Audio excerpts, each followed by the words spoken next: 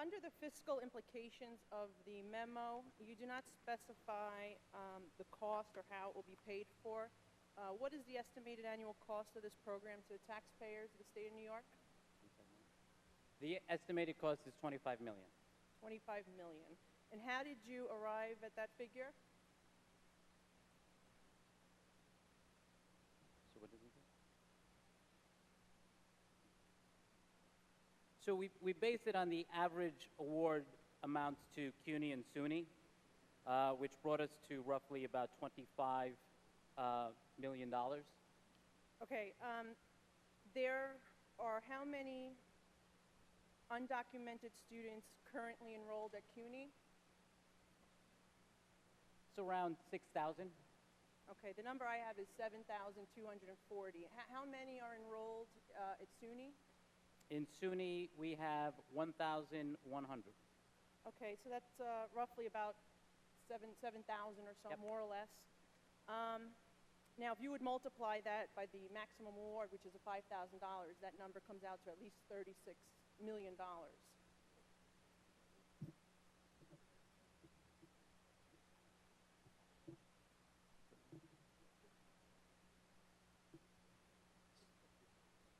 So there's an independent and dependent schedule for what amounts they get, and the independent is $3,525. $3,025. Okay.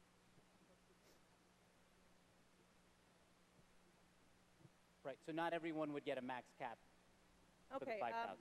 I think this is actually a very arbitrary number, the 24 million, because in the CUNY system alone, you have 7,240 students. We will get to how they will claim their financial need at a moment. But if you multiply just the number in the CUNY system by the $5,000, you assume they would get the maximum award, because I don't know how they're going to prove financial need. So I'll ask that question a little later. That alone would be $36 million cost. But in your justification, you also write that New York enables hundreds of thousands of undocumented students to receive education through the state's public school system.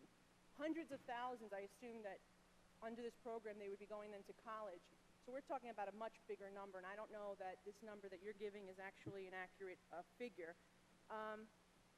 Is this program modeled after the Federal DREAM Act? No. No. Okay. Are you aware that there's a federal version, I assume you are, that would grant a path to citizenship for students? I am, but this is not a pathway to citizenship whatsoever. Just to compare, though, the Federal DREAM Act would make students who are waiting for citizenship ineligible for any type of federal Pell Grants or federal aid. Why do you feel that it's appropriate for those who are in this country illegally to qualify for taxpayer-funded tuition assistance? Well, this is state, so we're dealing with the state here. Okay, so why do you feel those who are in the state illegally should qualify for the state's tuition assistance? Well, we are already paying for their education from grade school all the way to high school. To then say that we're just going to stop the moment that they become eligible to get a higher degree in education, I think is a mistake. And what this bill will do is very simple. It's just going to open the ability for certain undocumented students that would qualify to receive TAP to have the ability to apply to receive financial aid. And so what we're doing here is we're looking at this as an investment in the state's future. So we're paying for them anyway. We want to make sure that we have an educated workforce. We want to make sure that we are educating the youth in this state that were brought here in this country by no fault of their own. The affordability of the dream that we all have here is to get a good quality education, to be on a pathway to citizenship, which is what this bill actually does require. Okay, I'm sensitive to the fact that these children are here illegally by the actions of their parents, but the fact remains that they're still here illegally. And you mentioned an important point that the college expense is out of control and that it's becoming more and more unaffordable to go to school. Even our own Senator Gillibrand is now looking at to ease the burden on citizens and help them pay because they're graduating with an enormous amount of debt. Now, are you aware that almost 67% of college students who graduated last year had to take out loans to pay for school? Yeah. Are you aware that there are 37 million former students struggling to pay a total of $1 trillion in student loans? And in fact, according to the Consumer Financial Protection Bureau, student loan payments have surpassed credit cards as the nation's largest single contributor of household debt. Right. So I think I don't want to lose focus of what this bill does. That deals with the student loans. That has nothing to do with this bill right here. Well, my point is that we have many citizens, either American-born citizens or legal immigrants who are in this nation, and they are contributing to $1 trillion worth of student loan debt. And I'm asking you if you believe that those students Mr. should be our Titone, might you priority. rise? I'm wondering if Ms. Maliotakis would yield to one quick question. One Would quick you- question, and then I want to use my time to finish my conversation. with Maliotakis Moya. will not yield at this time, Mr. Titone. I will answer his one question, then I'm going to continue. Ms. Maliotakis, when you talk about students and students' loan, you are aware that there are undocumented students who are in our college system right now who qualify because of academics, but they still pay for their own tuition. So when you talk about this figure, are you also including the undocumented students, or are you cherry-picking which citizens and These are which all- these alien are all residents students. are, so all students inclusive of Inclusive, undocumented? yes. So when you're talking about student debt, you are, of course, being sympathetic to the undocumented immigrant, correct? I absolutely understand that the cost of college is becoming rapidly unaffordable in this nation, and the point is that I'm trying to make here is that we should be providing tuition assistance to those citizens and legal immigrants before we provide it to those who are in this country illegally. So thank you for your question, Mr. Titone. Thank you, Ms. Maliotakis. I'm sure we'll be discussing this further. I look forward to it, Pat. Good. Can you tell me the average student debt here in the state of New York? No. Okay. No. It's It 25. doesn't have to do anything with the bill, but Well, it just, does have just, something to do with just the bill. so no, because I want to be clear Yeah. for 1 second. So I want you to really understand what this bill does. Yes. No, Okay. I understand. I've read it And- quite thoroughly. And there is no competition here with whether you're a United States citizen or an undocumented immigrant who's applying for TAP. And the reason why that is because it is an entitlement program. Yes. And what we're doing now is looking at opening those opportunities so that everyone who wants to get a higher degree with the criteria that is met within this bill would have those opportunities as well to attaining a higher degree of education. I understand what you're saying, and I can appreciate your goal. But there is a limited pot of money. You understand that in the state of New York. Money doesn't grow on trees in this state, despite what some of you may think. I mean, there is a limited pot of money, and the taxpayers pay and work very hard to pay their taxes to us, and then those who elect us, who are the citizens of this state, elect us to represent their interests.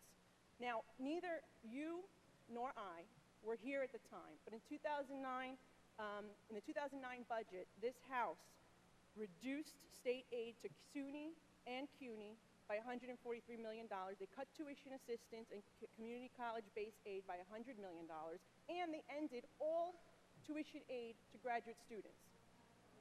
So, and then in 2011, facing more fiscal problems, this body voted to authorize increases in SUNY tuition by $300 a year for 5 years. Clearly, there is a limited pot of money here. And excuse me for injecting some type of rational thinking into this debate, but wouldn't it make sense to first reinstate those programs that we cut before giving to those who are here illegally? So let's talk on the rationality of your argument here, right? And where you make the assumption as though undocumented families don't pay income taxes. They do. They have taxpayer IDs. They have contributed $662.5 million in 2010 to the state of New York through the American Immigration Council, which cites that, and it goes to pay for actual programs like TAP. So to say that we are here now making this argument that these students somehow are taking away from a limited pool of dollars, they are actually contributing to to the economy of the state of New York. And the fact of the matter is that when you have people who have gone to get higher education, the overall investment back in taxes to the state of New York for someone who has gone to undergraduate schools 4 years in their lifetime would be contributing back $60,000 back in taxes to the state of New York. Okay, but why would we not, if we made certain cuts to higher education in the last few years, why would we not try to restore first the tuition aid to graduate students before trying to expand the program like this? So for the last 3 years, we haven't made any cuts. No, To TAP. but 3 years ago you did, and we've never For the last 3 restored years, we that, haven't though. made any cuts to TAP. I know, but you never restored the money that you cut 3 years ago. And graduate students who, you know, So this year alone, TAP's gone up $20 million. Again, it also has fluctuated throughout the years based on how many people apply for TAP and to get that award. So it's been fluctuating throughout the course of many years. It's not that it stays at a certain rate. It's not at an area where we continue to see it stay steady. There's fluctuations throughout the years. okay, so, but the fact remains that we ended aid for all graduate students in the state of New York. They no longer qualify for any tuition assistance, and instead of restoring that, we want to now move forward and give tuition assistance to those who are in the country illegally, over American citizens or legal That's not immigrants. true. I'm not giving anybody, I need to stop you for Yeah. 1 second, because I think it's very important that we set the tone for this debate. And we're not picking American citizens over undocumented here in this bill at all. What we're basically saying is we're opening up the opportunities for everyone who is eligible, regardless of their status here, Well, but- meeting certain requirements that it would, as if you were an American citizen, to apply for a program that does not make it a competitive program between American citizens and undocumented students. It is going to go and open it up to everyone who qualifies. But as So I just want to make sure that No. we're clear on the argument here. We're That's clear all. on that, but it still doesn't take away from the fact that we have students that owe $1 trillion worth in loans, and instead of expanding the eligibility to include more American citizens or legal immigrants, you know, We're talking TAP here. We're not talking about the understand. student loans and debts. I want to make sure we're if I staying. can't qualify for TAP assistance, what does that mean? I That means I got to just want to take make out sure a we're student loan. sticking to the topic of what this But bill does. no, because if you do not qualify for tuition assistance, what are you going to do? You're going to go and take a loan. So that's why the loan is a relevant number in this whole debate. But let's move on to Section 8, subsection 17. What is the current process for a student applying for tuition assistance currently?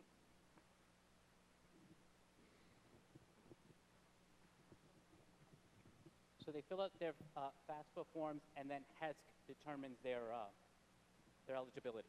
And will these undocumented students be required to adhere to the same guidelines and process that the U.S. citizens currently adhere to? So HESC will determine that process, and I believe it's stated in Section 17, where we're leaving it up to HESC, who are the real experts at this, to make those determinations. I was, in reading the legislation, it appears that they would be filling out a separate, different form than what current U.S. citizens submit. And this separate, different form would not require them to submit any info to other states and federal agencies the way that citizens must. Why is that? Because they don't have a Social Security number. They don't have a Social Security number. Okay. But they pay income tax. They have a tax ID number, If yeah. they have a tax ID, do you need to have a tax ID number to qualify for this program? HESC will make that determination.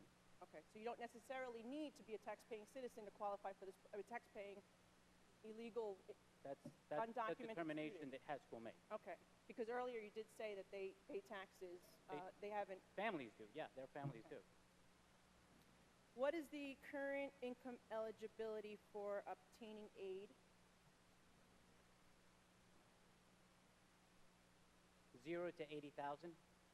0 to 8,000. And how will the undocumented students and their families demonstrate financial need?